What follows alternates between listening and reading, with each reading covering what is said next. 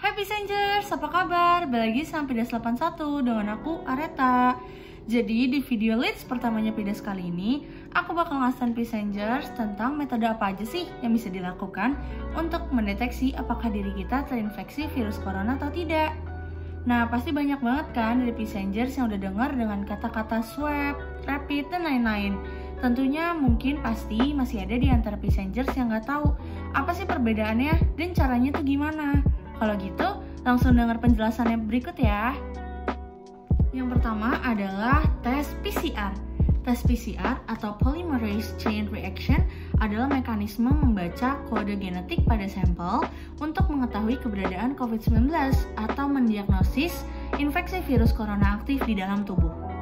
Tes PCR dilakukan dengan swab atau usap untuk mengambil sampel di pangkal hidung dan tenggorokan atau nasofaring dan orofaring. Tes PCR memberikan hasil yang paling akurat dibanding tes-tes yang lainnya. Akurasinya dapat mencapai 71 hingga 98%. Maka dari itu, hasilnya memerlukan waktu yang lebih lama untuk keluar, kurang lebih sekitar 6 jam hingga 1 minggu. Selain itu, tes PCR hanya bisa dilakukan oleh tenaga yang sudah terlatih karena penggunaan teknologi dan teknik yang khusus.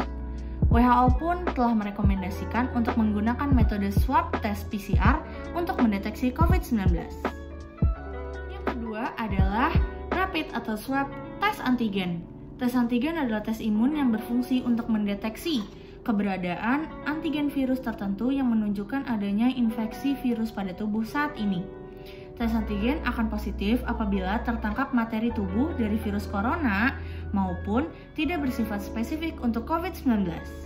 Jika hasil positif, maka diperlukan untuk tes PCR untuk memastikan hasil keakuratan pada tubuh.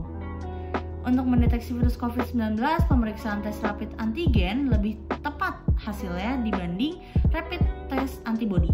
Tetapi swab tes antigen ini belum bisa mengalahkan keakuratan tes swab PCR. Untuk tes antigen ini hanya membutuhkan waktu yang sebentar untuk hasilnya keluar, yaitu sekitar 15 hingga 60 menit. Yang selanjutnya adalah rapid antibody. Tes ini meneliti sampel darah yang menggunakan alat cartridge dengan darah dari vena di ujung jari kita sebagai sampel yang akan menunjukkan reaksi tubuh yang nantinya akan mengidentifikasi antibody yang diproduksi sistem kekebalan tubuh sebagai respon terhadap infeksi virus. Rapid test antibody tidak dapat memberitahu seseorang terinfeksi sekarang, akan tetapi rapid test antibody dapat secara akurat mengidentifikasi infeksi yang telah terjadi di masa lalu. Rapid test ini dapat langsung diketahui dalam jangka waktu singkat, yang umumnya membutuhkan sekitar 3 hingga 15 menit. Hasil dari rapid test ini kurang akurat, maka dari itu perlu dilakukan pengecekan ulang untuk mengonfirmasi hasil tes menggunakan tes swab PCR. Yang terakhir adalah tes CLM.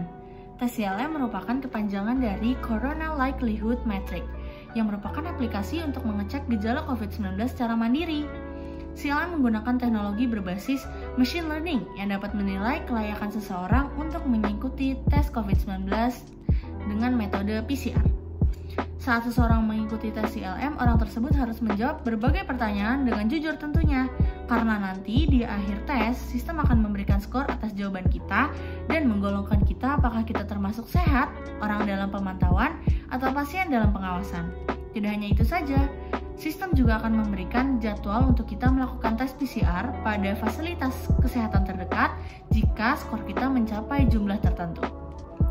Lalu tes CLM ini hanya memakan waktu yang sangat sebentar dan juga dapat digunakan sebagai SIKM atau Surat Izin Keluar Masuk Wilayah DKI Jakarta yang telah ditentukan oleh Pemprov DKI.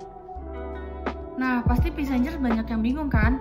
Untuk harganya sendiri itu berbeda-beda sesuai dengan ketepatan atau akurasi hasil tes, kecepatan hasil tes keluar, dan juga kesulitan metode yang digunakan untuk pengecekan tes. Tiap fasilitas kesehatan memiliki harga yang berbeda-beda sesuai dengan hal yang tadi telah aku sebutkan.